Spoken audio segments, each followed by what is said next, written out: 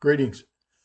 Most of my life centers around work and church, so those are the easiest for me to relate to when discussing speaking and specifically audience considerations. In my profession, I attend a lot of meetings, safety meetings, morale building lectures, meetings where new procedures are being introduced, and regulatory meetings, which are usually informational meetings related to the hazards inherent in the petrochemical industry. The meeting's effectiveness can usually be directly correlated to the speaker and how the information is presented. PowerPoint presentations are usually the worst. The speaker reads word for word from the screen, and the attendees struggle to stay awake. Occasionally, a dynamic speaker will inform and entertain at the same time. Not only does that make for an effective meeting, but it's also a greater possibility that the information will be retained by the listeners. Most of these meetings, however, falls somewhere in between. All of our work-related meetings have a few things in common. The speaker is usually a coworker. The topic is always directly or indirectly work-related. And in terms of the topic, the audience is entirely comprised of people in the same demographic category.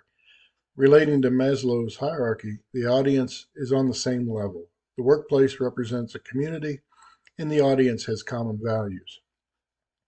If, however, I was invited to preach a sermon at one of our work meetings, the situation changes.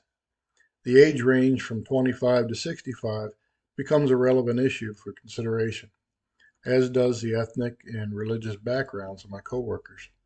Motivation for the topic would also have to be considered. Some of the audience would want to hear me preach a sermon, and many would not.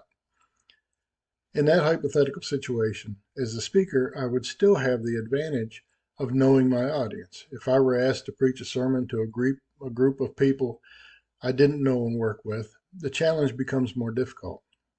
If I want to present an effective message, more effective than, say, reading a PowerPoint word for word, I need to be audience-centered or audience-aware. I need to know who I'm addressing so that I can tailor my presentation to their interests and to their ability to relate to me and my topic. When I'm asked to present a topic, whether it's at work or in church, I want to know two things. What am I expected to talk about, and to whom am I speaking? Even at work, it makes a difference if I'm speaking to a group of technicians or management. Most of my work-related meetings are all male. If it's a management meeting and there's women present, it changes the nature and method of my delivery. If I'm asked to speak at a church, I want to know if it's an old church or a young church or a mixture. I'll start by asking the person who invited me. It might be the pastor or the deacon.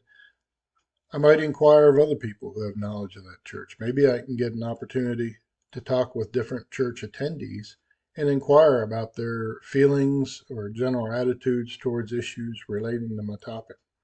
If I'm fortunate, I'll have an opportunity to visit the church before I'm scheduled to speak there and gain some firsthand knowledge. I want to know their church doctrine. Different churches teach different things, and I wouldn't want to inadvertently say something offensive to the audience. That information is easy to find on church websites. Most churches today post their doctrinal statements on the internet, so a little homework can go a long way in helping me to be more prepared. In relation to Maslow's hierarchy, knowing things like the general economic status of the area would be very valuable. The congregation of a church in an economically depressed area will have significantly different values and concerns than a congregation in an affluent area. Being aware of and respectful towards those differences could make the difference between the success and failure of my presentation. The goal of any presentation, whether it's informational or persuasive, is to affect a change in the audience, either knowledge or motivation. The key to making that change is in the connection between the speaker and the listeners. An understanding of the audience is imperative in order for that connection to be made effectively.